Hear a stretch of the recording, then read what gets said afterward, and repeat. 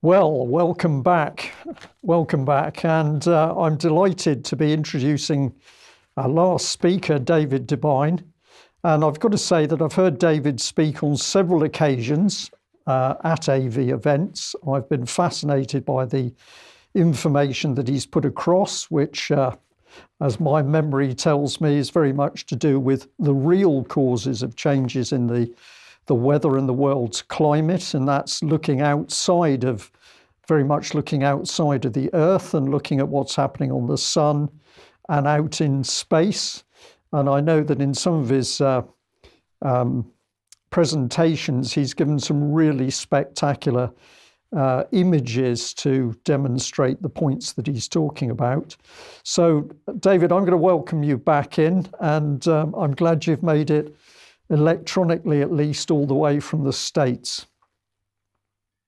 Appreciate you having me back. I got up early this morning and listened to everybody speak. And it truly is, the change that's going to be made is going to be at the very local level, because that's the way that whoever makes it through these next few years will be tracked and controlled and put back into containment zones. It'll be on the local level. You won't have a national government doing this. It'll be local and regional governments enforcing these policies. So if we're going to make any meaningful change, even coming down to school districts is where it's going to be at. The bait and switch is to have you look at these ultranational bodies where nothing you can really do about that, but you can actually make change at your local level. And if they're going to try to control you at that same local level, then you have a better chance to push back at that time, knowing that's inbound. Yes, I'd certainly agree with that. David, just to set the scene a little bit for people that might not be familiar with you, can you tell us a little bit about where you are in the States, and also, because I know that you're living in what many people here would think was ideal circumstance. You're largely self-sufficient, if I've got that right. So just tell us a little bit about yourself, where you are, and how you're farming at the moment. Well, I see these changes coming, and I can't sit here and tell you all these changes are coming and still live in a city. You shouldn't believe me at that point. Either I make the action of what I believe to the point where I believe it so much that I change my life around the action, or you don't. As though they talk the talk or they don't walk the walk. Yeah, I have 22 and a half acres, almost 23, out here in East Tennessee, and behind me is 3,000 acres of logging land that then borders onto the Cherokee National Forest. I think I set myself up pretty good out here because they've had continuous habitation for 10,000 years since the Younger Dryas period. So continuous habitation, if you're looking for a zone you want to live in, is one thing. And then, the climate, is it really cold in the winter? Can you still grow crops?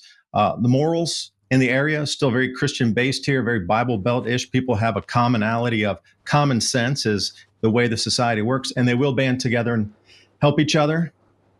There's going to be a lot of outside influence coming in, trying to disturb, disrupt, remove. And I think out here is a better choice for many things. Now, self-sufficiency, we're learning that A, it takes a lot more people. B, you're going to be working all the time. You have no time. Fingers are never idle. You're always doing something. And that's the biggest thing that a lot of people are not going to be able to overcome, is continuously be busy with very little downtime. The relaxation for me is actually going in the forest and using the chainsaw and cutting a tree, going up in, pruning something, going out on the mower, mowing the field. We got sheep now. We got 12 chickens, couple dogs. Fruit orchards always needs management. Vegetables always need management. Our berry bushes, umpteen of them, from the raspberries to the blackberries, the blueberries, they all need management. Always outside doing something. And if you don't like to be outside, or you don't like inclement weather, or getting bit by insects, you're going to have a difficult time. It's all a mental game right now, and shifting the way you perceive what is fun, what's enjoyable, what's your passion in life. You can switch that. It's your choice. It's always your choice. Yeah. Well, you've obviously got the advantage of those acres of land. But as we've discussed before, people who are here in Europe and might be on much smaller parcels of land, or you'd call it the backyard, we'd call it the garden. But we know that even in a small garden, if you take the time and you plant correctly, you can grow something to eat. That's obviously going to take time to look after and tend those crops, but everybody can do it. And I find it very encouraging that over recent times, more and more people are saying that they're trying to grow things and they're getting huge pleasure out of actually eating something they've produced in their own garden, whether it's beans or it's potatoes or it's carrots, whatever it is. When I talk to people who've actually been active outside, they say it's like they've started to re-engage with what it is to be alive. And I find that a very interesting statement. Yeah, a couple of interesting resources that you might like. A friend of mine, Curtis Stone, he was known as the urban gardener, the urban farmer, and he has a huge amount of video series on how to take your front yard or take what you call the garden there and turn that quarter acre into the most productive, enough to feed 4 people, predominantly through the year, except your protein source, which might be pigeons or rabbit or something like this. And there's another set of books out there called Quarter Acre Gardening. So the amount of food that comes on, nature is so plentiful. This whole thing about that, nature's being destroyed, and nature is so bountiful that you come out to my farm here, you're going to beat back brush that keeps trying to grow back in where we mowed and thing all the time. Nature's prolific; it overproduces. So this whole fiction of we're at a scarcity is just something's not being delivered or handled correctly to get it to the people in order to meter it, to control your life more. These things that should be daily life necessities should not be on a meter like we have today in today's world. Yes. Well, thank you for that, because those are encouraging remarks, and we've covered a lot of fairly heavy, dark stuff so far. I suspect there's a little bit more of that to come, but it's really nice to be talking about what people can do. So, David, we'll just bring up a little placeholder for a couple of minutes to get set up, and when your face appears on screen, you've got the audience.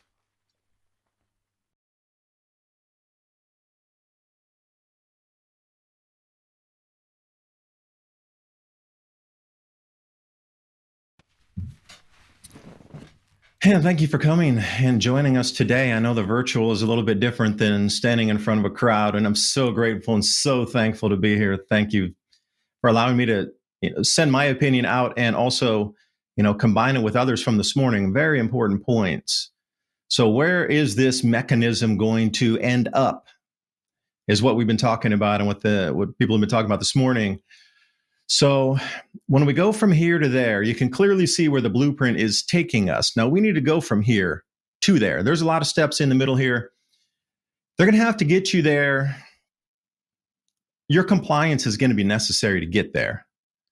And, it's been said many a time through this morning, if we don't comply, then, the movement can't move forward enough. But people that are under duress are going to comply more readily than those who are more self-autonomous or understand the whole mechanism of control which is going on. So you can absolutely step back and say, nope, I'm not going to join that, get in that, move to that, and that's your own free choice. Now, this world is going to split into 2. And I'm not talking about transhuman and Homo sapiens sapien. We're talking a little bit different of contained human and free human. You could call it a zoo. You could call it a confinement zone, whatever you like. But the simultaneous global events happening right now are going to be the catalyst to get you into the fear mode, to get you to a perceived area of safety. Where right now we have the ozone depletion event going on in the Southern Hemisphere, which will dovetail into the world rice shortages. We're going to have global famine / food insecurity / malnourishment moving forward, which will be thrown around the news.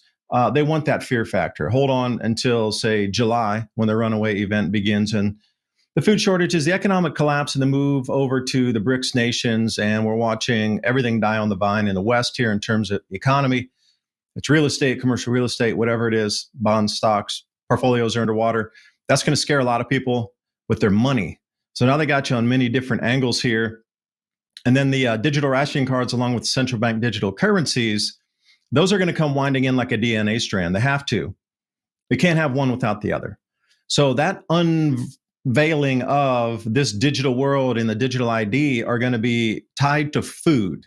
And then that loops back into this never-ending onslaught of famine talk coming up later in July.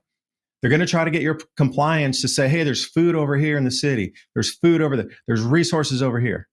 They want to make it resource scarce on purpose to get you to that perceived safe zone.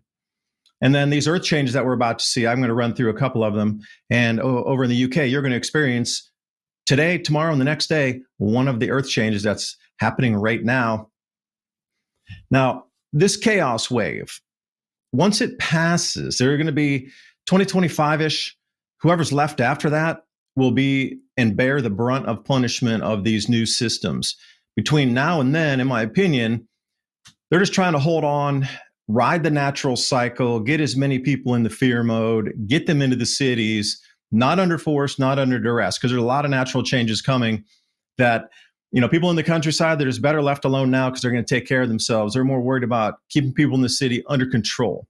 And when I say under control, I really mean under the thumb here.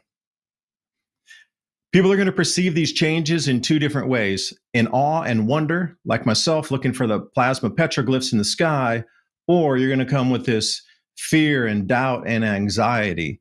And this is what the news media is going to play on, along with the elite plans of, that's why they call it Agenda 2030, because they can't implement it now. There's too many earth changes happening with magnetic field anomalies and possible other effects. After those events have swept through and passed after 2025, then the real game starts. But between these next year and a half, they are in such a ferocious pitch to get people onto this system here. So let me continue on. I have some slides to share as everybody else did. These simultaneous global events are going to work in conjunction to implement these zones. Now, they're going to be digitally controlled, obviously. You're going to have parameters to get in, and you may not be able to leave, like the Hotel California. Not really sure. But the chaos phase, they're going to overwhelm the planet. The psyche of the planet is going to be damaged and even more in a duress state than it was during COVID. Like COVID was to already wear you down to get you tired. What comes next is the phase where you're just going to want to check out, where things are moving so fast on a daily that your mind can't even keep up with the changes. By the time you even perceive it or understand it or process it, it's already 2 weeks ahead in the news. This is what I'm experiencing myself trying to run with my news channel. I can barely keep up anymore. So overwhelming. By the time I grasp to put a story out, it's already run ahead on me. And this is what we're going to see also. Now, if you are unlucky enough, or if you choose to, again, it's free will. Free will. We are splitting as a species here. If you decide you want to go into the containment zones for your perceived safety and resources, these are the laws. These are the rules you're going to have to abide by. And I put in light blue, if you can read it, the keyword phrases that we keep hearing across the news again and again and again. Inclusivity, equality. So the human zoo, these are going to be your top 3 laws to abide by. And they also have kind of a method behind the madness to them. So they're going to be mass rationing of resources. And again, that steps us back into overcrowded on purpose to get you to do whatever X, Y, or Z to get your resources. The more resource scarce it is, the more hoops you're going to jump through and the more willing you are to going to be able to do it, because you can get a little crumb at the end. Your family's starving to death. You're going to want crumbs. You're not going to care. A lot of people aren't. Those of you out in this audience, I think most of you are never going into these containment zones, and you should warn others not to either, because you can see where it is.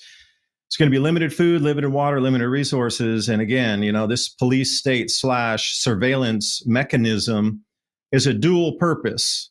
But let's go through the rationing of resources, fairly evenly and efficiently distributed. Now, where have we hear this? We hear this again and again and again, drummed into our heads, beaten over with a sledgehammer. And the strict enforcement of public safety. These areas are going to be, like, say, potential high stress areas, high crime areas. They're going to come in with an iron pipe and start taking control of areas, which we're seeing. And again, prevent criminal activity and maintain order. How many presentations this morning did we hear the same thing as the guys for rolling this out?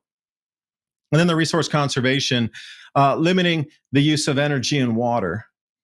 Well, that's what's going to happen in these cities. Now, whether they're 15-minute cities or 2-hour cities or these megalopolises that was referred to, where giant cities joining together, 200 million people in one, city area, how high are the fences going to be and how many lanes going through? You're going to be something like Tijuana to get back into your state there. These are going to be your three. If you can abide by those, you might not have any problem. But like I said, it's a dual purpose. The Faraday cage for this energy wave and magnetic field anomaly, for whatever cosmic energies are blowing through our solar system, this is a Faraday cage to stop the upgrade or the information transfer, or choose your words to describe information from the creator that is downloaded directly into you. Happens once every couple thousand years. We're here again. Now, a Faraday cage, you can stop electromagnetic pulses coming through, EMPs in the skies. It'll fry out most electronics, but you have it protected in a cage, little tiny wire mesh cage made of copper. You can stop something even from the sun to a degree. I mean, obviously, if it gets a proton and a huge amount of mass coming, it's going to have like physical matter with it. But just in terms of electricity or EMPs from the sun or air bursts, something in a little cage will prevent that. So now think ringing a city in. And then also, if we look at space, these bevy of satellites that we have up there, we're not really sure what the potential uses or potentiality of use for these are. To create a grid, like the left side there or the bottom right, like a grid over the planet as its first layer of Faraday, a lot of things are going to get through that. A lot of energies are coming through. But if you bring it down to the city level, and we have 5G and 6G now and different types of frequencies, and if you knew the time of the onset of the pulse coming through or the magnetic anomaly, whatever that form takes, just like was referenced earlier, turn off your phone during the alert. It would be the same exact thing. Fire up everything as high as you can take it during this pulse wave coming through. Sad as it is to say, that carrier wave deflection is going to leave our society, part of it, of those in the city, as breeding stock for the plebe or the serf class, for the rulers and the elite. Because you got to think about these waves of electricity coming through, these electromagnetic pulses that are accompanied with actual physical matter or just light itself encoded. Think about our toroid looping field around our bodies. If that can be interfered with, or a signal stopped entering that just field around us, is detrimental in itself. But then when you can map out the interference stoppage or the wave pattern stoppage, now put it over a city. So think about all these devices in our homes. We've got the Wi-Fi router here, got all this. So that brings you down to the very local level, literally your phone with you and all. There's a very local level right there at your aura. Your looping field, 6 feet apart? And then layer it on top of street level, and then layer it again on top of building levels up 100 feet, and you have 3 layers of Faraday right there.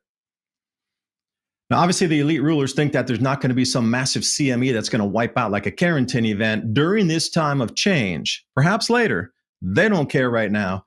They want to get it under control, stop the upgrade, in my opinion, from as many people as they possibly can.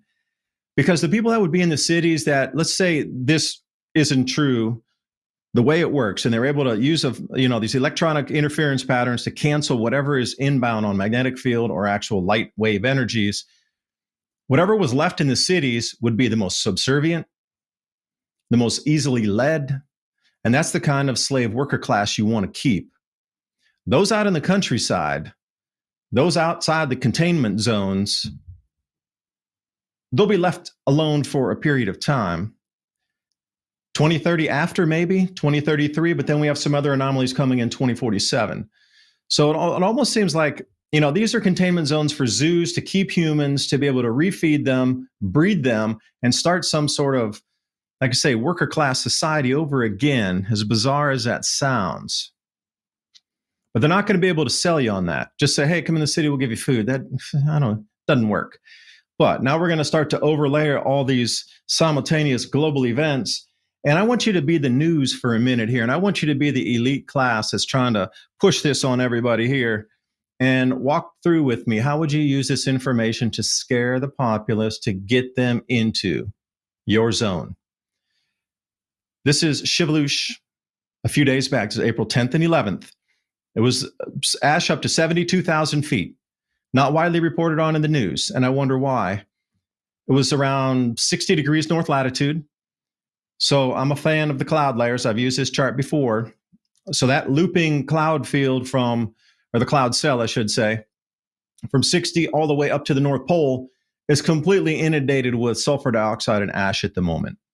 So it's going to get pulled into the subpolar low and the easterlies up there, the polar easterlies. And that sulfur dioxide is going to start to cool the Arctic right now. And for those of you in the UK, you got something coming. You got a huge sulfur dioxide cloud going to roll over you, and starting now. So the chart I'm showing you here, this is sulfur dioxide concentrations from Shivalush after the eruption one day. Look at the vastness and how much particulate was pushed up into the atmosphere. It's literally off the charts.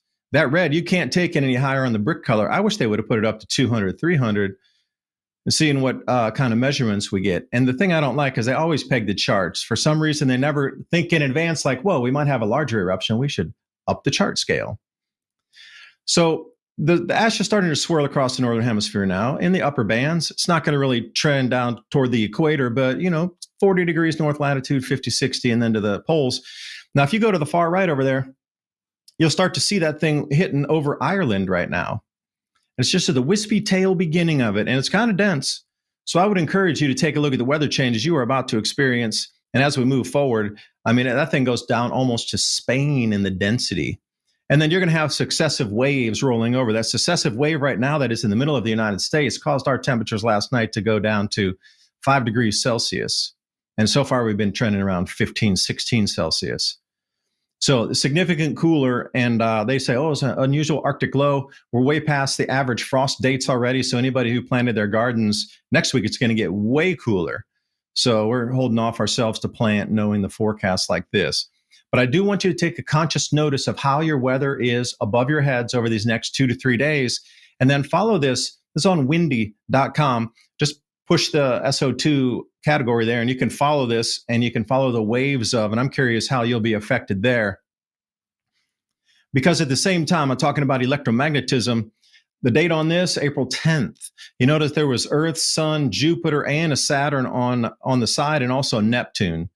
So we're starting to get into this configuration when we get to finally 2024, but this direct connection of Jupiter interlocking on the electromagnetic fields is now starting to really be pronounced on the earthquake size and then also the volcanic explosivity index size. So as we come around, September and November are another 2 big locking dates, but this time it'll be Jupiter, Neptune, and Saturn coming up in October and November that'll lock with the Earth. So there should be some bigger events inbound. That'll be overriding with the global food shortage, with the rice shortage, which is, they're touting it in the news, biggest rice shortage in 20 years. And the ozone depletion event, which is going to really start to affect crops, barley, sea life, sea ice, insect life, as John was talking about. So this square is going to be at its maximum intensity in 2024, just a year and a half from now. And as we get closer to this square perceived from Earth, there's going to be a lot of unexplained phenomenon occurring in our atmosphere, and there already is. So again, that's another layer. So what happens when you start to see plasma displays around in the atmosphere? It's all about basing the fear. The world's falling apart. The only place you're safe is in the cities. We can't guarantee 100%, but way out there where, railroads are going to be ripping apart on the tracks and pipelines and fiber optic cable conduits are all going to shatter. You're going to be totally on an island with no fuels because everything will be ruptured. There'll be no way to deliver fuel. The roads will have cracks in them. They're going to run with it.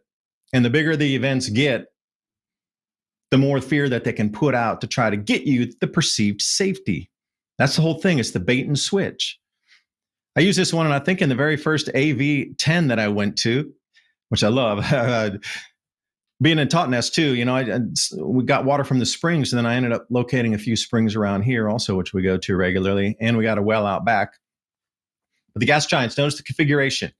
Last time it was just like this, 1 degree of arc out, actually. It's not exactly the same. It's 1 degree out of the whole 360 degrees, 1 degree back. And the leading planet is Neptune versus Uranus on that slide. So 79 AD, looking pretty close to that. So if we are looking for multi-century, multi-millennia, and I had a discussion with somebody on Easter Sunday. I went to church and talking about Christ consciousness. And I was saying, this energy wave that's coming through could be the return of what is considered Christ consciousness, not the physical being, but the shift of an age into a new energetics across our spiral arm of our galaxy. This could be in reference to changing energies of that consciousness from the creator in that upgrade that all this 5G and different cellular technologies are there to suppress, interfere with. The Faraday cage for the universe is planet Earth in some cities now. This is one that's starting to make the news a little more. Mercury just started glowing and has a tail now, like comets do, which gives some credence to Velikovsky's Venus was a trapped comet, and then it has the opposite orbit. So another thing that was interesting in this, it's a sodium tail, 24 million kilometers long. Now, in the night sky, if it's dark enough, you can see the tail if you're at the right time of the evening, just after sunset, and you got a telescope. Well, you see those 4 dots there on the right side. That is the same perceived square that we are going to see from the Earth of Jupiter, Saturn, Uranus, and Neptune in October of 2024. That's going to come ripping through with this electromagnetic anomaly, is the best way I can put it. It's an unknown, unless you go back through ancient myth and legend and find when these events were to happen and the world turns upside down. There's a lot of different descriptions of a zero magnetic field on the planet or solar system, actually, for just a minute or a second, and the way that their islands are pulled out from the fishermen and New Zealand tales. It's just something with the Earth's crust behaves a little differently. Top 2 miles, like I said, it's going to be sort of a liquefaction event. There'll be a lot of things that are going to break during that time. So if electromagnetically there is something happening, you would look for strangeness. And I know y'all saw those aurora just, what was that, March 18th? We had red aurora down in Florida here. And any of you know Florida, that's down near Cuba. Red aurora. And then these massive snowfalls, the most snowfall ever. And there's lakes refilling in the crop zones across California. So far, there's like 60,000 farms that cannot plant. There's too much water refilling drained lake basins in California at the moment. The area is called Tulare Lake, and you can do your own research on that. And, I thought that, once where they would have strange aurora, like down to Florida, you'd be like, wow, that's a once in a lifetime, maybe even once in a century event. But nope, just a month prior, Steve was back. The rope filament I talked about initially, which is the center of the squatter man, before it bends out with the electrification and the arms come down.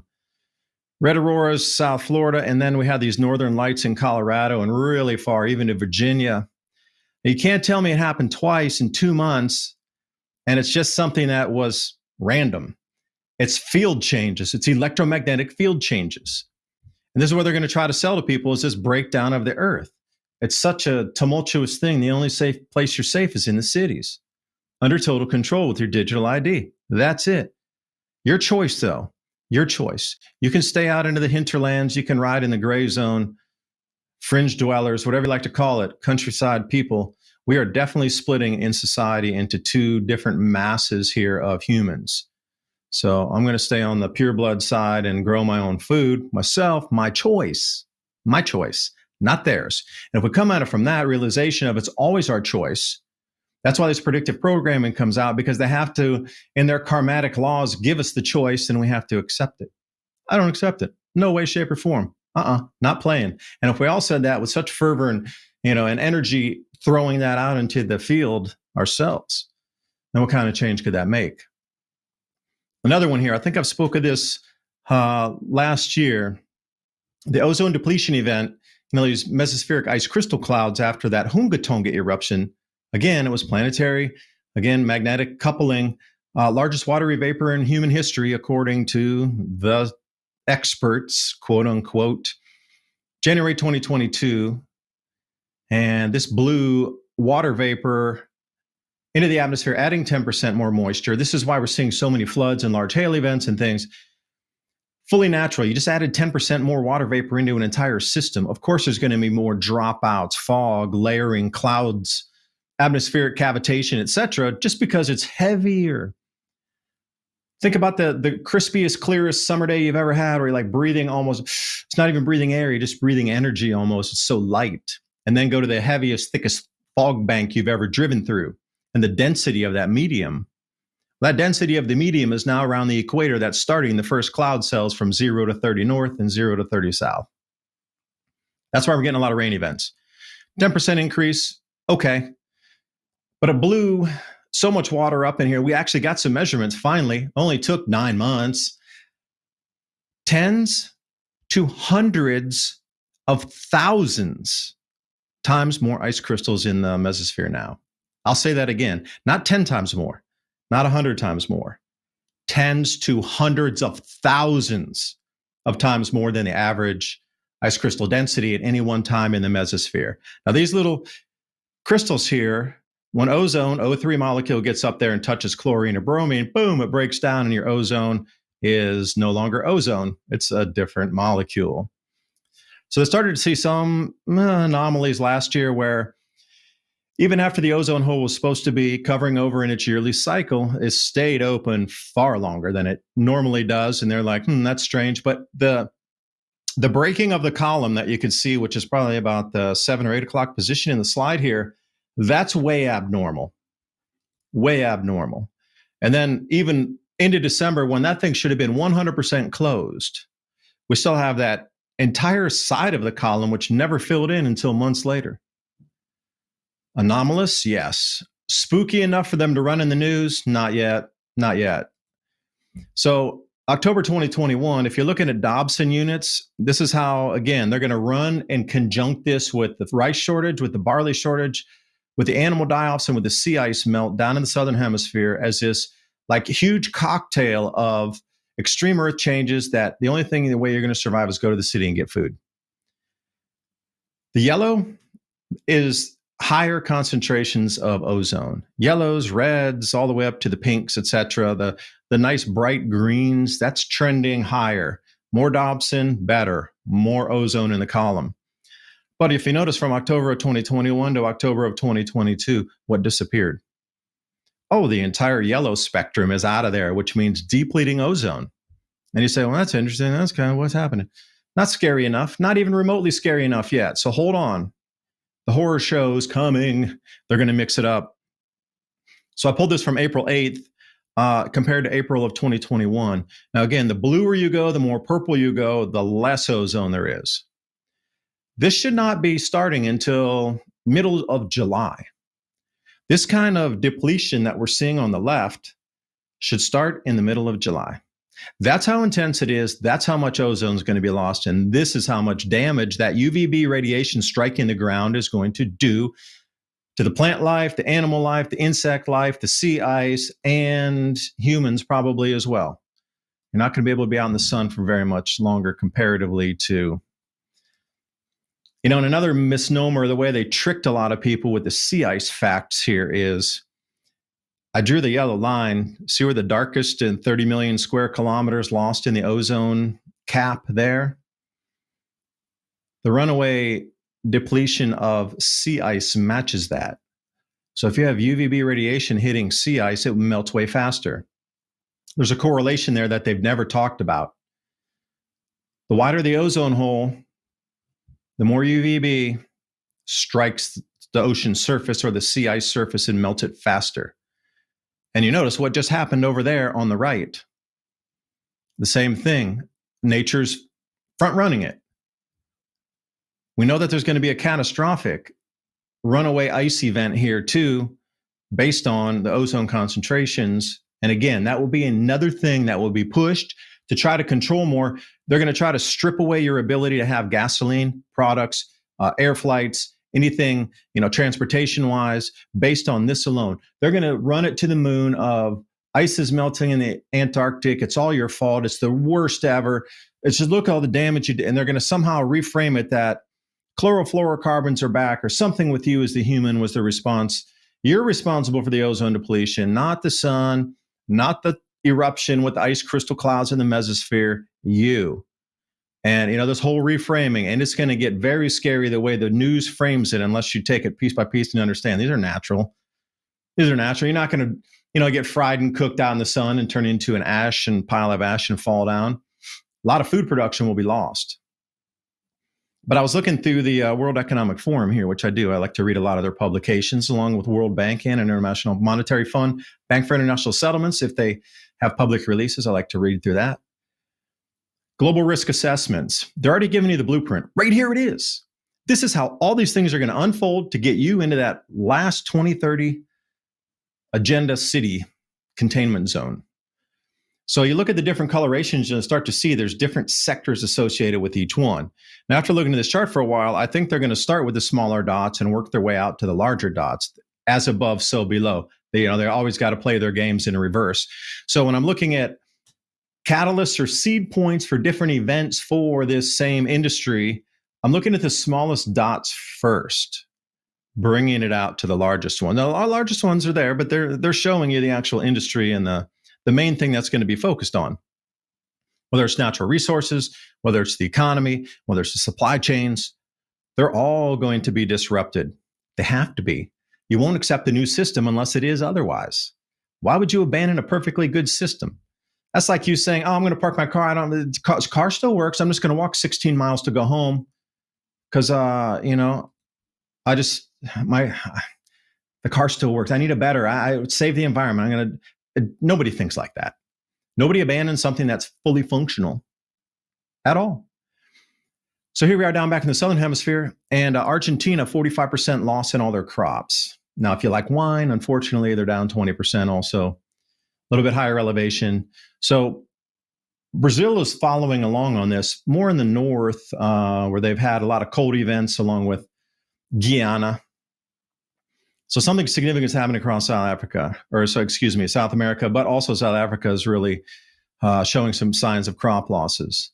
Now, the biggest thing that the UVB destroys, for those of you who want to see in the future what crops are going to get expensive first, barley. So this was off my January opportunity report that I produced for the dairy industry, and I work as a consultant with the ag industry. So I do some private consulting for them, and this is the barley exports. So if you're going to look at places where you need to get FOB or get your freight on board or your main supplier in certain regions, you're going to have to look elsewhere. And that was what the whole report was about.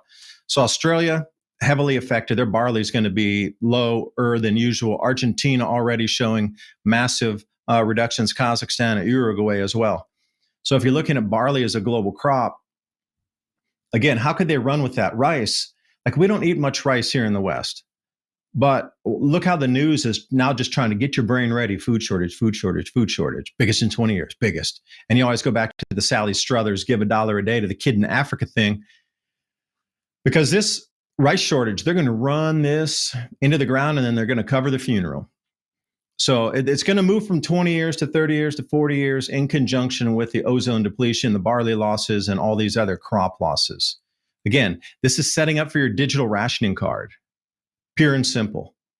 The food shortages have to come perceived, not distributed supply chains for still continuity of government preparedness, or just they'll stop it on purpose to create this food shortage. It has to be.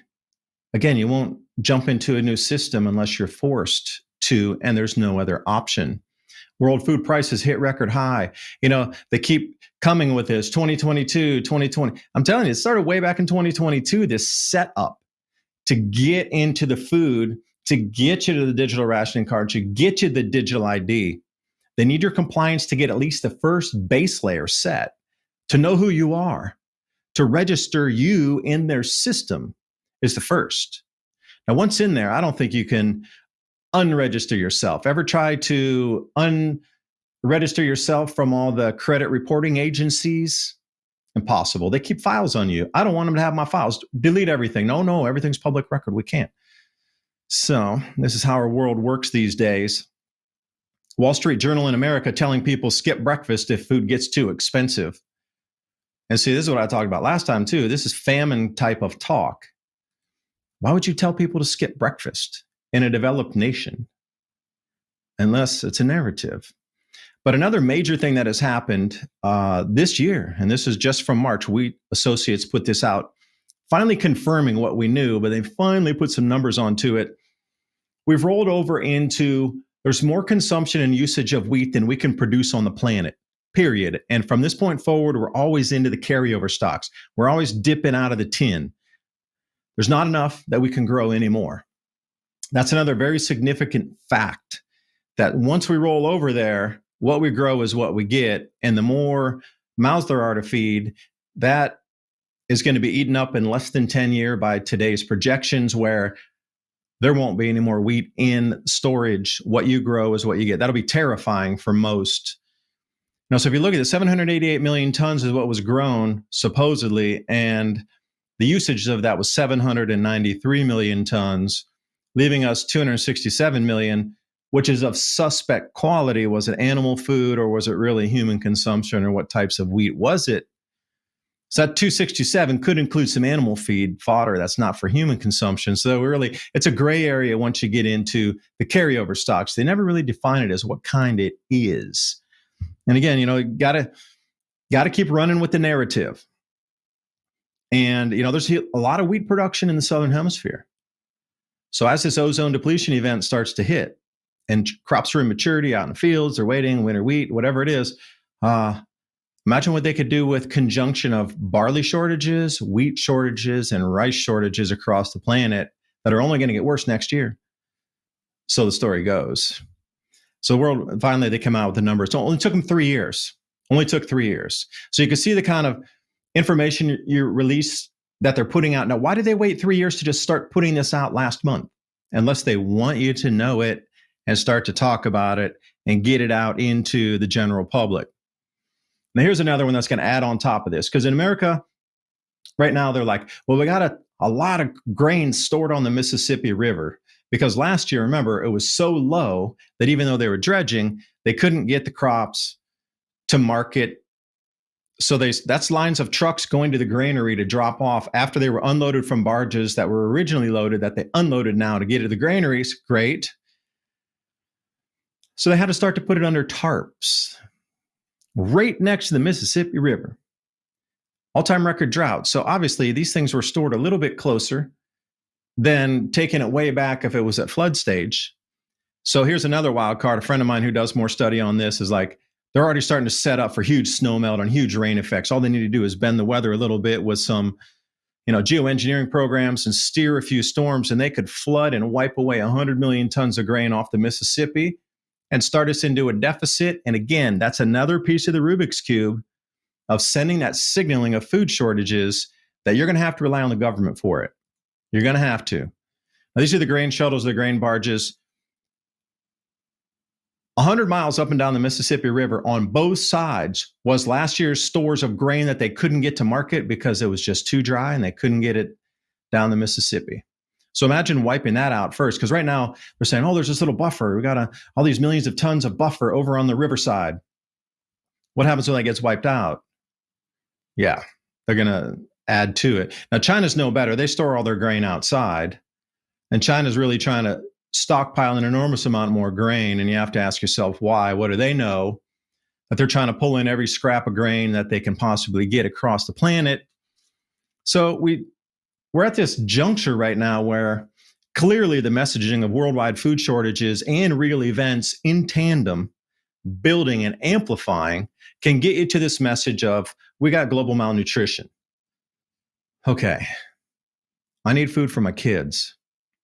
What happens if the EBT cards stop? What happens if your credit cards? There's all this talk of bank failures. SVB Bank, Silicon Valley was bought out by HSBC, but then right there, your DNA is your data. Full circle. And by the way, all the crypto banks, they're removing them so you have no access on ramps or off ramps for your monies, which will make it a little more difficult moving forward to try to access crypto and be able to turn that into usable dollars or wherever you are, pounds, whatever it would be. There's this law about using a VPN in America to go around that to be able to access, Ledger or whatever it might be, that you could get put in prison for 20 years for using a VPN to access your cold storage wallet. These are the kind of laws that are being set up right now. They definitely want you on the system, not off a reservation. But DNA is your data. This is it moving forward. See, once you started getting, and now JP Morgan moving with the biometrics too, and I highlighted in blue, includes palm and face identification to access banking services. No palm, no face, no bank. Okay, how are you going to come off that then? Should be the second thing. What's your option two? If you have to go to there and you say no, you and me, we all better have a damn good number two option over here to jump to. I'm not going there. I'm going to go over, even if I need to jump through a fire hoop, I'm going over there. But how am I going to get there? And then what's my plan once I am out of that zone to continue to provide for my life and for others? You got to have an escape plan, literally an escape plan B that needs to work. You can't just run to the forest and then you're going to die. You're not going to be able to survive. Just run into the forest. How are you going to hunt? How are you going to stay warm? Where's your medicine coming from? What if you run out of food? What about other people? Just run into the forest is not an option. I mean, it is to a point if you have a habitation and have a community out there that's on the edge of a forest that can integrate with it to pull resources from it. But for you to just run out in the middle of the forest and expect to survive, I'll probably find your pack somewhere way back up the mountain eventually. No BS assessment. Seriously, that is not an option unless you have been like Wild John. He would definitely be a survivor up there. But 99.9% of the rest of the population, no, unless you were special forces and you understood that and you could wild forage and you could filter water and all these things, your access to water, clean water. There's a lot of hurdles to overcome if you escape out of that city grid system. Because the digital identity here in America, I can't even believe it's up for vote in the Senate. Who in their right mind, treasonous rats, would put this on our own citizens to have us now do digital IDs? Well, just part of the rollout of the digital rationing card, along with central bank digital currency, which I'll talk about. But here's an interesting one. There's a huge amount of closures of Walmarts here in America and supermarkets in the low-income, high-crime areas, which is going to force a huge amount of people to come up to the middle class, upper class neighborhoods. That may cause some problems, actually. And then also they're giving you a full list of bank closures here coming in 2023. HSBC, well, that was, and then Lloyd's and then Barclays. But see, HSBC just took over Silicon Valley Bank, and then Credit Suisse as well. So where are you going to bank? See, they're cutting off a couple things here. They're funneling you into this new system, whether you know it or not, very slow drip funnel. They're cutting off your access to regular traditional banking, regional banks, even what you consider the bigs. There's probably going to only be 3 large banks left. JP Morgan will probably be one of them. You can do your own local, whatever it would be. But here in the States, it's probably going to be Bank of America, JP Morgan, and Goldman Sachs. That's it. Elsewhere across the planet, you're going to have to pick your own poison on that one. But the closure of the Walmarts is the thing for me. Where do you get goods from? The collapse of the US dollar, or I should say the continuous descent of dollar value here. And now we have Amazon closing all these warehouses, distribution facilities. They're not going to need them anymore. So what's that telling me in the future? If these are all planned physical footprint of all brand new openings, expansions, et cetera, across the United States, and all these dots you see are no longer moving forward. They're actually closing. They're going backward. So the messaging is Walmart's closing all over the place. Amazon's closing down and reducing its footprint. You're going to start to need to pay for shipping now from Amazon. Where does this take us? What is the messaging behind here? Well, you're being constricted. You can probably go to Sam's Club. You can go to Tesco. You can go somewhere, but you're going to be in that funnel. And when you get there, you're going to be digitally tracked, traced. You're probably going to have to prove funds before you go in the store because of all the crime from other, segments of society mix in that don't normally get together. There's firewalls across society, and you know as well as I do, you don't pretend like it doesn't exist. It does. But to actually force those elements together continuously in high stress situations is just a recipe for disaster already built into more control. Police will be in the stores. They already are in many places here in America. But I haven't had an ID check before when I was standing in line, but you might. And then you also probably have to prove funds moving forward, that you actually have the funds, so you're not going to go in and rob, that you actually have the money. So these are just more control and more control and more control mechanisms. Now, bringing us over to the Western nations here first. So this whole shift over to the BRICS nations and away from US dollar and dollar-denominated assets is a huge one for the West. That pendulum is swinging all the wealth into a new debt-based system over into, well, 80% of the world is going to benefit from our collapse and the collapse of what you consider the Western world. When it gets to that point, you're going to be begging for a new system, and that is the problem. These things have already been so set up and so gamed out and so AI played out that they're pretty sure of the outcomes already, which is scary. The movement of, that's 1982 at the top left there, and mainly American influence across the world. And then we fast forward into 2018, and that has greatly changed into Chinese influence. Now, the Chinese, Iranians, Russian, pick your bad boy on the block for a minute. But most of them are more authoritarian than you could see in the States, although I say that with, bated breath, the direction it's going with the police state here in America as well. Police visiting your home for the wrong tweet. I mean, that happened over where y'all were first in the UK, but now it's here also. So where does this take us? And are there safe zones that we could escape to? Yes or no? Shanghai Cooperation Organization, I'll give you some nuggets here. These are going to be what you would want to research first, and how this whole new monetary system is going to flow from west to east, and how the wealth transfer will occur. Now, this wealth transfer is going to have two purposes. One, to restart the debt-based economy in places like Chad and Niger, Sudan. They're going to be as wealthy as the United States after the next 80-year fourth turning. 80 years from now, any place you go that right now is the most impoverished, disease-ridden, malfunctioned society will be at the equivalent of the United States at the end of this next cycle of 80 years of the fourth turning. Now, what do they need to do to get there in terms of giving up rights or freedoms is another question to ponder. Shanghai Cooperation Organization. These were the main members. It's kind of like the UN Security Council, but Chinese-based. Kazakhstan's in there, obviously China, Iran as well. These are the main players within that cooperation. It was military cooperation, but now it's expanded greatly to economic cooperation. The Belt and Road now covers all of the countries that have a color in them. That is under Chinese control and the new BRICS currency control.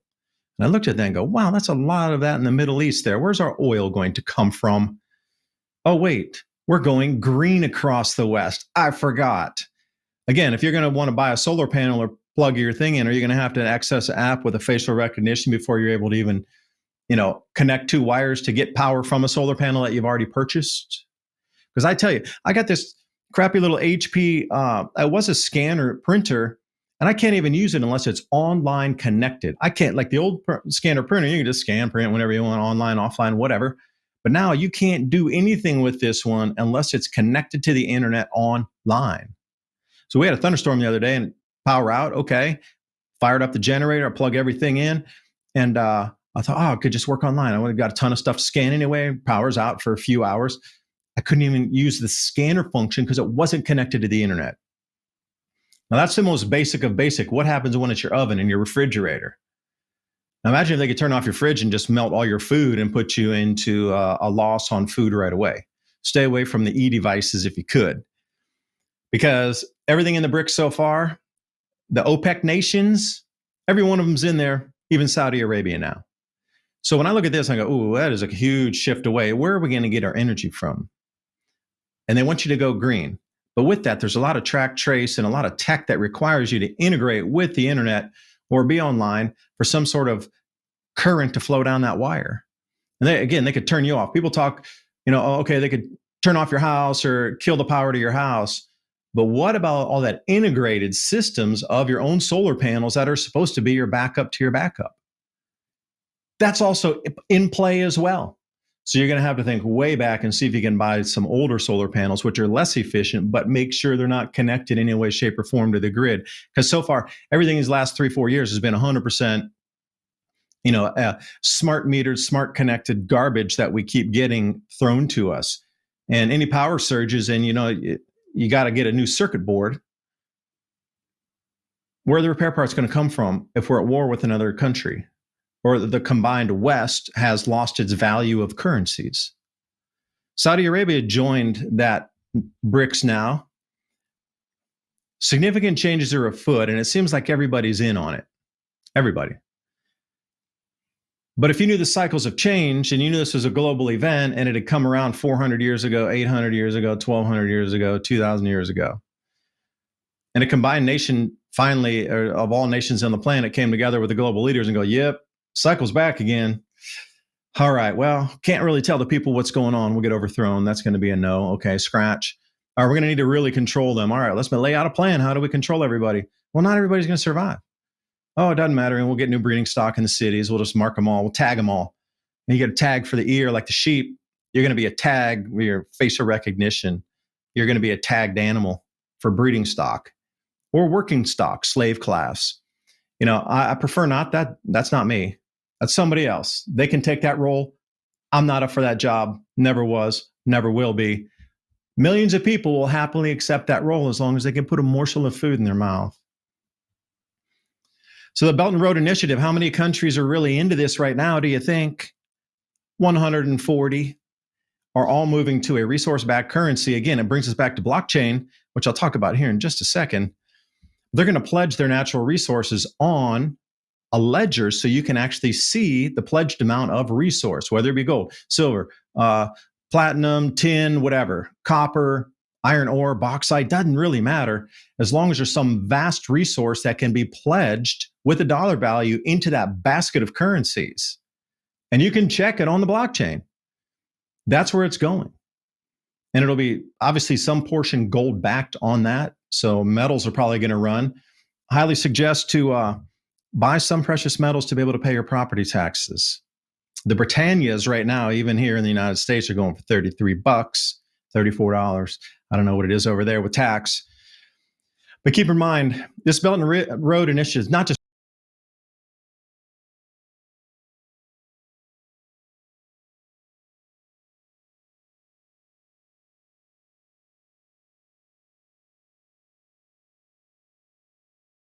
Yes, well, what happened there exactly? We're not too sure. What a shame at a critical point. But hopefully we can get David back again. So I'll stay in front of the camera and we'll see what happens. So just to give the audience my comments, I'm always fascinated by David's talks. I find the analysis of what's happening in nature, that's what I'm going to call it, what's happening with the weather, what's happening with those solar flares, the alignments of the planets, and particularly when he's able to take it back in a historical sense and say, well, we're seeing this happen now, but of course, whatever it is, 200, 300, 400 years ago, we could see a similar event happening. I find this very interesting.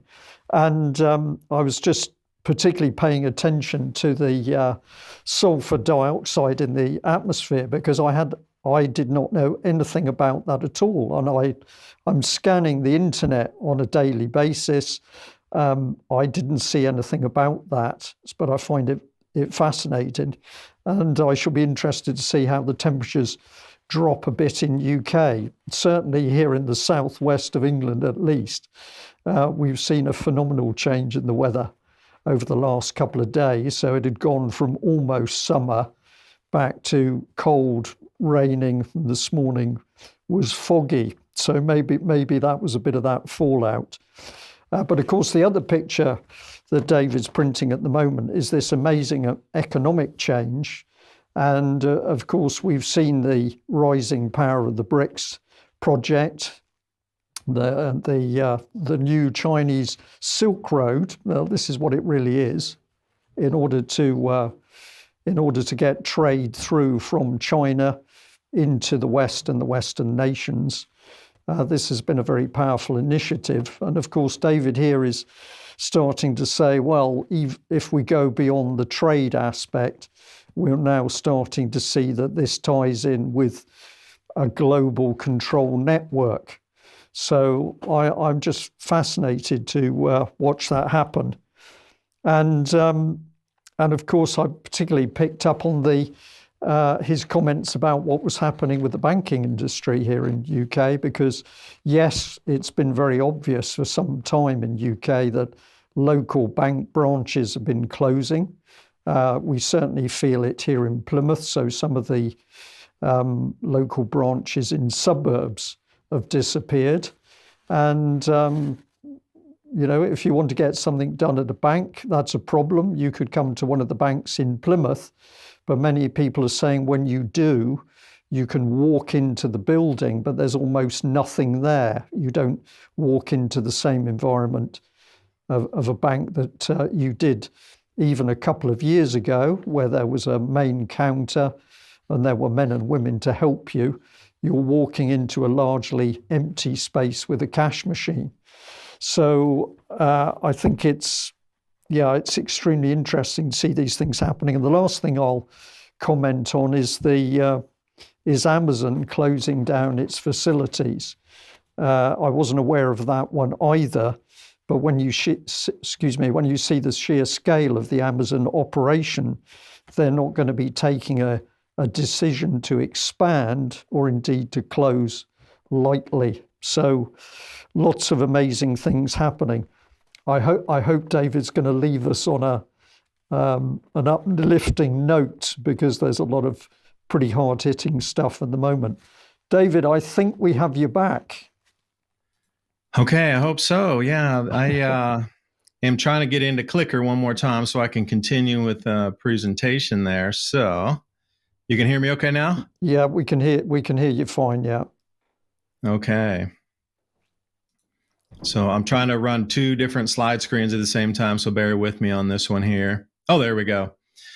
And for those of you who are really interested in how this mechanism for work and everything on the blockchain, which was referenced in the last three presentations, here is your blueprint for how it is going to work and what the base layering is and how that's going to scale. And it's going to layer as well as scale. But you're going to have the two center behemoths there, Quant and Constellation. And that is the base of everything else to run off this new system. So if you come over to like XDC, which is Shinfin, this is meant to be a global monetary resource for those in what we consider like stock market, bond markets, etc., to have interlinked on-demand liquidity with RippleNet. And as you move down through TradeFinex, which also is a facilitator for what you consider real estate deals, etc., is all interconnected through the International Monetary Fund. And Hedera hash graph is going to allow the speed of, it's not going to be a single transaction, but it's going to be layers, as in layers of a cake of protocols, and they call them baskets, and they run in tandem on the same rails. So this becomes so fast that they're going to be able to do trillions, that's with a T, per second. So anything off this Internet of Things that's going to have to scale. They're anticipating this thing to go to 20 trillion transactions per second. That's a lot. Now you talk about how many phones, how many cameras, how many digital IDs are out there. Okay, that's one subset of track and trace and what's going to be running on IOTA. But the rest of the financial system and every financial transaction across the planet is going to run in near real time on DLT, which is distributed ledger, that'll clear every second. And they're going to be running, and they're trying to scale right now with FedNow. So they're trying to bring that up into usability and provability of scalability right this second. And they want to go live by July and put it onto the testnet here in the United States, which means FedNow is going to issue every American your own individual, wallet address where the Fed or the Treasury will deposit directly in your universal basic income. So we're just literally months away from this thing going live. So the thing about IOTA, they're the whole arm of it that is for the track, trace, digital ID, digital supply chain. They want to track everything as a truck's running down the highway. They want to measure temperatures inside the truck in real time of all goods moving across the entire planet in real time down to within 1 or 2 seconds. That's the kind of world they envision, especially with the industrial. So in a manufacturing process, CO2 emissions, and it's all going to be tracked using IOTA. But, if you're looking to try to protect yourself, will they allow you access to this if you buy it and you actually hold it on a cold wallet? That's a question to think about. But even at the Customs and Border Management, this is going to swing over into, you won't be allowed to transfer across borders. This is the whole containment zone thing. And I saw a mega city over in Belgium, and it was Amsterdam and a few other areas in Holland and Denmark. It was all going to be this one giant area with a couple 100 million people in it. But again, geo-fenced off, you won't be allowed out of there. So the customs border is going to be run in real time with the digital mark of the beast on you as well. These things are not coming. They're here now, and they're just trying to scale it to get it to run in real time with the planet. Now, I don't believe it's going to be 8 billion people left after these events here. It's going to be less. That's why I say they're not going to know who's really around or who's left yet until they get people back on the digital wallet. The tidal wave of death from the clot shots, that's rolling through as we speak. But as we come into some of these larger, wider scale, global type of disruptions, there's going to be a lot of people that just disappear, get lost in the woodwork, literally. So as things start to reestablish after the bolide and the space debris comes rolling in 2025, that same magnetic anomaly, we're in the middle of it, and then we're going to swing out in front of the sun, but the Earth's going to be the only thing there. The sun's behind us, all the gas giants, Jupiter, Saturn, they're all behind us, pulling everything in to us, the bug on the windshield first. And it only lasts about 6 months, but it'll be a 6 months we'll all remember. After that point, whoever's left, then they're going to try to track and trace you for sure, because they want to know who's left. And again, the most docile and compliant are going to get forced into the cities for breeding stock. This is the farm Earth we are on here. And the reason I like this image so much, the compilation of images, is this is where we are now. This is where we are going to. We're either going to split off into some more homogeneous, living in harmony with the Earth, living off of the Earth, using it to provide us, or we're not. Because I want you to look at these images and see if it remotely compares to today's world. These are from 1900, these images here. I did an image search through the Library of Congress, and I started as 1900, tribal, and then all these image sets came up. Indonesia is on the bottom left, Korea top, Native American top right, and then on the bottom there we have some Papua New Guinea / Aboriginals from Australia. But look at the difference in, they held the old ways, but the rest of the society went in a different direction. We are being offered the same choice right now. The natural events are actually going to cascade to cause a lot of disruptions, but at the same time, as we come back into some sort of more stability, you're going to have the choice. They had the choice, but it's nothing remotely close to what it is today. As you look at that and you say, wow, that is really something different, something to behold, very clean that there was a break in society. And now if you were to put a bunch of New York bankers with the top hats next to them, you would see what I mean. The exact same era of time, but two different choices taken in existence of staying in harmony or staying with the Earth or swinging over into cities and swinging into the new modern world of banking and finance and big cities and, that sort of thing with paved streets. That was the choice in 1900. It was clear as day, the split. We're going through another split right now. Not the transhuman thing, but you got to think about money and protecting yourself. Gold and silver, been used forever, thousands of years. Think about the way they stole everybody's land here in the Great Depression was people could not pay their property taxes. So if there's a hyperinflation event, you might think, well, I'm a millionaire, I can pay my property tax. No. It costs you $1,000 for a loaf of bread, and you're going to be at those kind of prices. How are you going to pay your property tax? Is the question. So you're going to have to protect yourself. And the way I always like this image here is the silver didn't buy you the weight of the grain equaled the silver. That's how important the food was. And once you understand the beginning of that, the presentation on how many food events are coming in conjunction, we don't have a society without the food. And that is the linchpin being pulled on purpose to cascade everything else. Like a big Jenga game, and they're pulling the thing out at the bottom. It's going to make it collapse. It's going to be the food. And then suddenly, oh, there goes the economy. But the big thing that holds all the super glues our world together is food production. Without it, and step back in time, you had to have that many grains of wheat to equal the silver, not the other way around. That's what's so fascinating about history and knowing what the monetary system was and what true money is. Not currency, that's paper fakeness. True money. Now, you always say, give me something from the UK. Okay. Here, the wonderful barn, the corkscrew barn. 1743, that was after the famine of 1740, 1741. Why would they build a granary / bastion defendable if we were in a polite society? Oh, the 1740s, there was hardly anybody on the planet. 750 million people on the whole planet. 10 times less than today. 10 times less. And they still had to build that to protect the grain. There was vast amounts of land. People could wild forage. They all had animals. They could hunt. There was huge amounts of vast natural resources compared to today. And they still had to build this to protect it.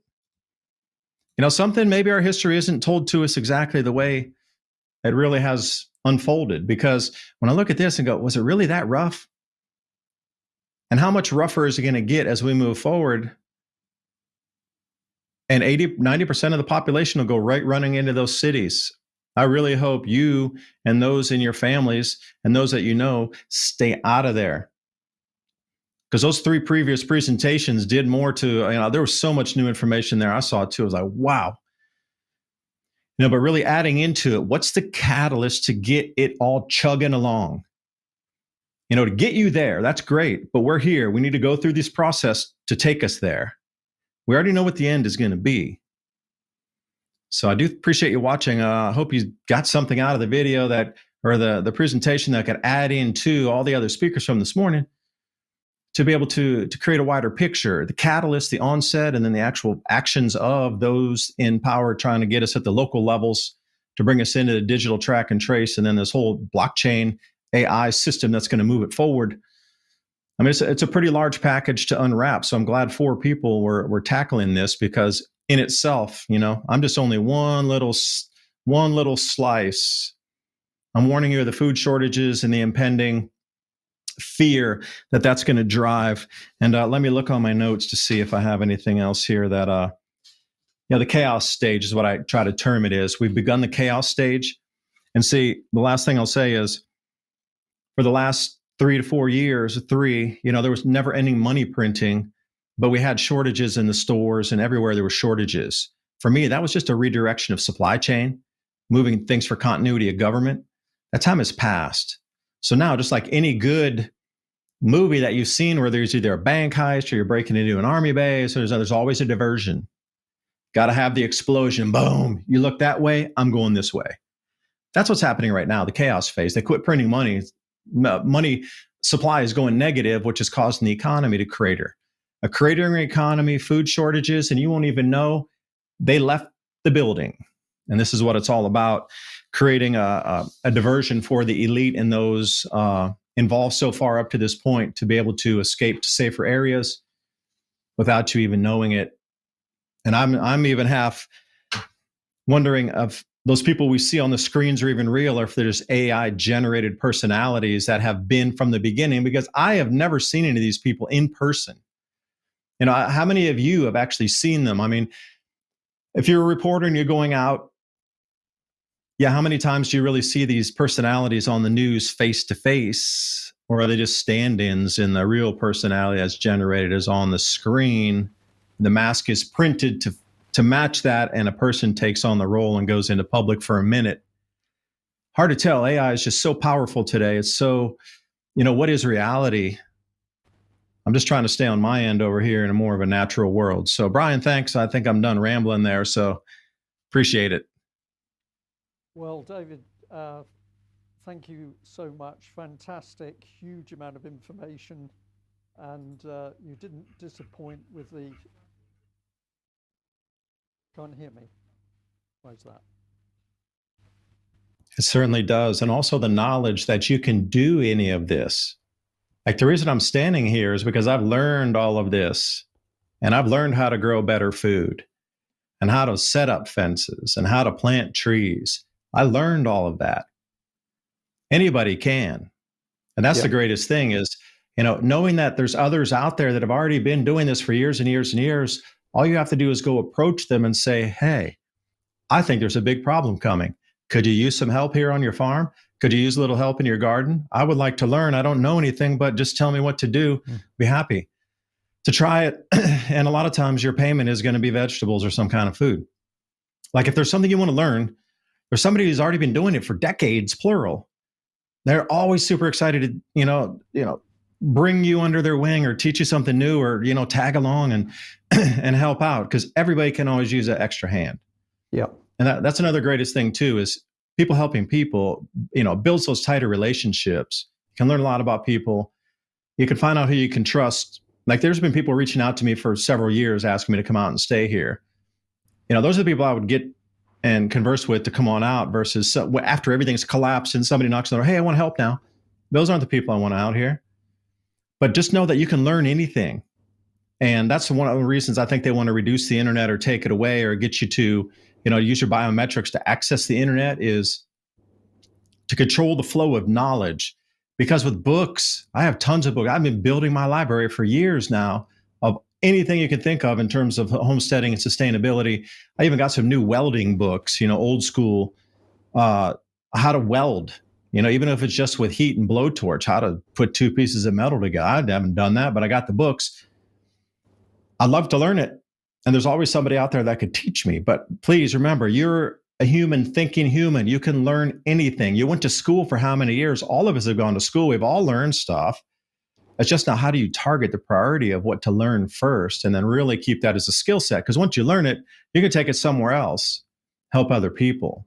But see, my biggest thing is we can always learn and help each other. So even if that's the base of where you go is I can learn how to do something, then you practice it a little bit.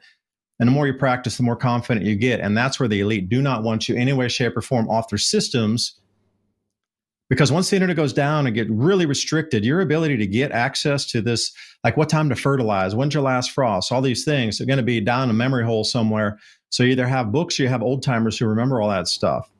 And they're super happy as clams, as they say here, to be able to talk with people who are interested in their older way of life. So keep that in mind. You can learn anything. I think I said that 3 times. Sorry to ramble on. No, that's really excellent. And the last thing I'll say is that when you were, what were you talking about? You were talking about data collection, which was so all-encompassing. It was going to take the minute-by-minute, second-by-second temperature within a truck that was moving cargo from one point to the other. So we have a system which wants every single little bit of data about us, our thoughts, our bodies, our food, our environment. And to me, this is clearly, this thing is, it's a false reality. It's something that is trying to mimic real life by turning it into a digital data electronic world. And when my mind goes down this path, I'm thinking to myself, yeah, because this actually is a battle between two realities. We could call it a battle between good and evil, or we could actually call it a spiritual battle. And if you think about it, this electronic containment that you've described, compared to nature, is unbelievably crude. It's disjointed, it's a crude copy of what reality in the world is. And that says to me that actually the right side of the line is always going to be Mother Nature and what true life is. Do you know what I'm trying to get at? Oh, I totally get it. I was going to say that was perfectly said there. And keep in mind, too, they don't want to track the entire truck. They want to track each individual package of frozen goods or refrigerated goods within that truck. And that's kind of level they're going. And yeah, it is a false reality where they need to box and package things that you could get or pick or grow yourself in nature. So this disjointed reality, I think this frequency, this same tech has come back again and again and again. and it tries to assimilate those that want to assimilate into it. And then frequency pattern changes with whatever happens in our solar system, regional star systems, that Birkeland current flow. And suddenly it can't hold state here anymore, but it's definitely sucked a few souls with it and taken it down, and it's going to wait for the next round. And I think it pops back up every few thousand years, and it does the same thing. It rolls, and people that are in allegiance with it will combine with it. Again, that's their free will. That's their choice. But David, it assimilates souls each time it incarnates again in a certain frequency field. And David, the other thing that caught my attention was when you put up the historic images of the, you had the American Indians top right, I think, in your 4 photographs. And what came into my mind was, and correct me if I have this wrong, but I believe that to the Indians, the concept of somebody, a man, owning land was ridiculous. They couldn't understand how anybody would claim to own the land because the land was God's land. And so I looked at that picture and I thought, how interesting that here we are in 2023 and we're reflecting on cultures from, 100 years ago, 200 years ago, but going back thousands of years, clearly people who understood more than many of us do today. And that was the thing with part of the Louisiana Purchase. They came in with beads. The Westerners come in with beads and like, here, we'll trade you this for the land. And they're like, yeah, for sure. You can use it too, man. Nature's so bountiful, we all can share. And that gift of the beads was actually a sales transaction, quote unquote. So there was a lot of, duping. Again, that the thought that you can't own the land, that it is shared for everybody in this energy flow is we're all in it. You can't own it, but you can use it, for your life force to regenerate that, all of us together. Can we come back to that is going to be the question, because, going into the cities and the containment zones and the rings, if you will, that's going to be its own false dichotomy. Again, boxed, bagged, tracked, traced, whatever frequency that's in there, if artificially generated, is going to contain that zone in a Faraday cage, really, blocking it from natural energies. So I'm wondering, when we come back out and we are splitting in society. We're going to have 2 different sets of humans on this planet after this event here. I mean, can we come back unified of the thought of, the nature is for everybody. We can't really own it, that it is everybody's, but not in that garbage communist sense of 1 loaf of bread for you, 1 loaf of bread for me, blah, blah. But the central leader at the top's got Porsches, or Ferraris. Not that. But can we really come to sort of a thought again after this split occurs that the land is really for everybody to cherish, nourish, protect, and use at the same time for our own life force and regenerative properties of our own physical bodies? I don't know. That's a philosophical question. Maybe too early for that this morning. Well, it's too early for you this morning, but it's later today for us. So I'm going to say I think it can happen. All right, I'll let everybody go. It's afternoon over there. Go ahead. I think it can happen because this is about the truth spreading, and when information starts to spread, it can spread very quickly. So I'm going to leave it on an optimistic note there and say the truth spreading. An understanding of what the problem is the first path to getting a solution. But David, thank you very, very much. A really excellent presentation. It's been great as always. And we hope to see you again sometime. And thank you. And thanks for everybody that presented this morning too. I learned so much listening, and I was really trying to tailor this to dovetail into all these other really important piece of information that were presented earlier. So thank you to everybody else as well. And I will see you next time. Hoping to get on a plane, get over there. We'll see. Okay. All right. Thank you very much. Well, I'm going to say to our audience a huge thank you to everybody who's joined Alternative View today. It's been wonderful for us to be here making this possible with the AV team, and of course interacting with the speakers. And I also think a huge amount of information that's come out. Don't get down by some of the heavier subjects. The key thing is to know what's happening and to be strengthened by the fact that you understand what's starting to happen around us. And of course, if you want to make an effect, then share the information with as many people as you can. And that's, I think, the first start to getting the solution. Now, I just want to end with a little bit of a tribute. And few people might have realized I've been holding something. Let's bring it on screen. I have a hat here.